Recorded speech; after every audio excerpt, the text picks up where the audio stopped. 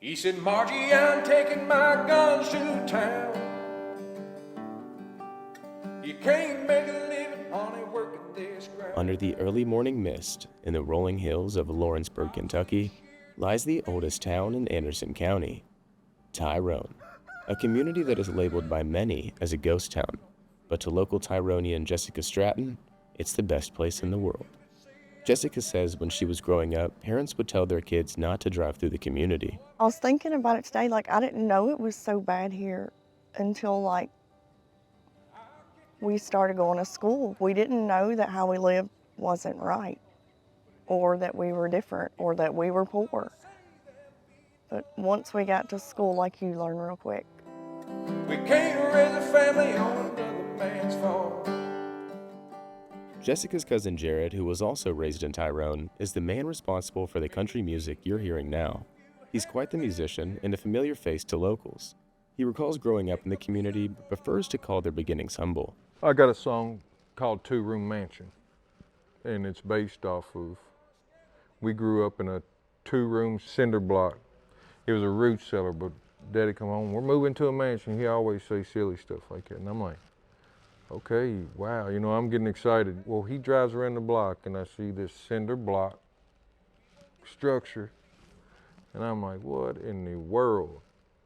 And we get out, and I remember seeing turnips in the floor, and just a root cellar. We didn't have indoor plumbing until I was a sophomore in high school. So when I tell you I grew up humble, I grew up humble. We didn't grow up poor because we was wealthy in a lot of ways. According to both Jared and Jessica, growing up in Tyrone then would be much different than it is to grow up in now. Then it was volatile and wild and unpredictable. You never knew. While unpredictable can mean a lot of different things, the community at the time had acclaimed somewhat of a bad reputation. I assume when I was born, it already had got the reputation, There was people getting stomped and killed in the streets at that time. For what reason, I don't know. People getting shot. People, it was a lawless community at that time. This unwanted reputation had cast a shadow on the community, leaving locals like Jared with only one response. If somebody took your job and took your means of living and took your this and took your that, it's going to change. You're going to survival mode now. And once you get in survival mode, you might do some things a little different than you used to do. One thing that did help the community survive was moonshine, or bootleg whiskey. Jared emphasizes the bourbon industry's historical importance and the generational impact Prohibition had on Tyrone. According to Jared, Anderson County had about 25 distilleries, and since Tyrone had the Rippey Brothers Distillery and a steamboat stop, bourbon was the main source of employment for locals. After all, the town's name comes from County Tyrone in Northern Ireland, where the Rippey family is from. But after Prohibition struck, distilling companies left, bringing their profits with them, ultimately leaving Tyrone behind. I'd be surprised as to what he would say. From what I can gather, it was a boom town.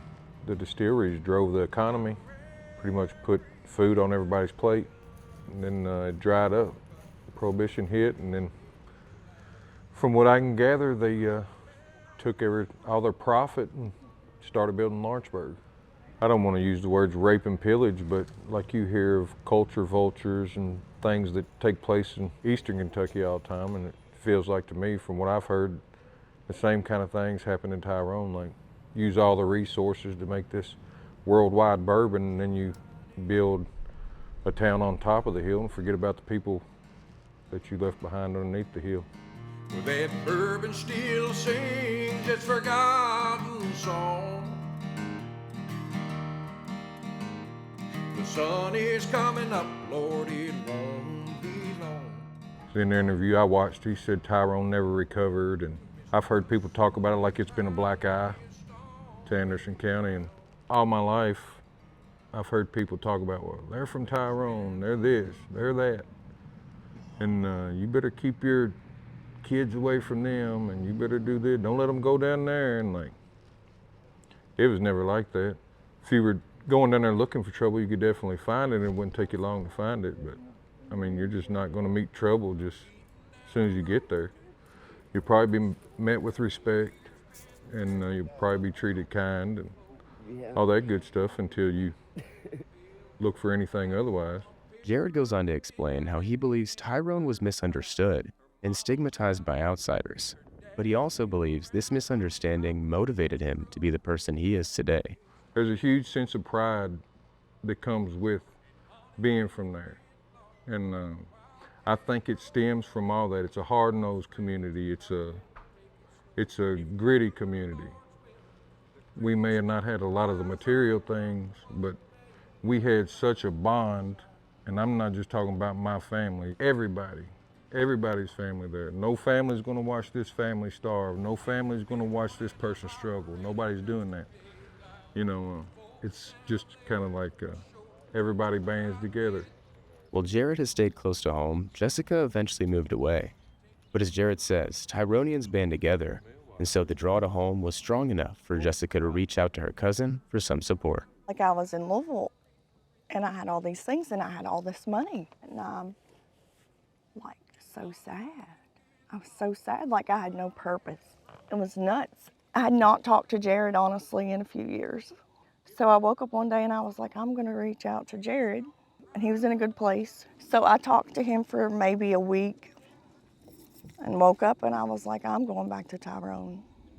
And we kept telling each other, like, if you put good out there, like, things are gonna happen, things are gonna happen. We're both in a good place. Yeah, this is where I'm supposed to be here. I'm where I'm supposed to be. Jared's where he's supposed to be because we're safe, we're healthy. It's such a bigger thing, like we're better. We weren't expected to make it. We were chalked up from day one, like we never had a fucking chance. And we're still here. And like, we're making it. People still look at us like we're kind of weird, but we're killing it. And even back then when it was wild and crazy, like if you didn't do anything stupid, no one would bother you.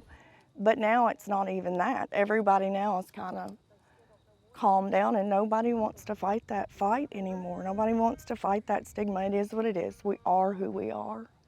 And at this point in my life, I don't care if people don't like me.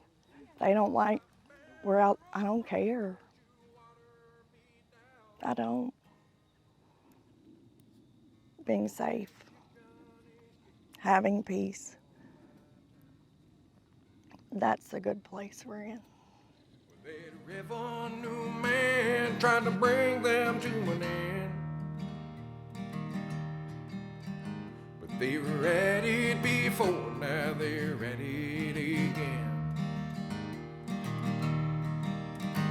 I'm a rare breed, I'm straight up and neat.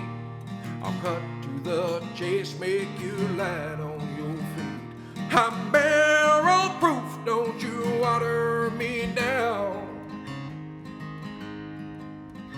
Well, that chicken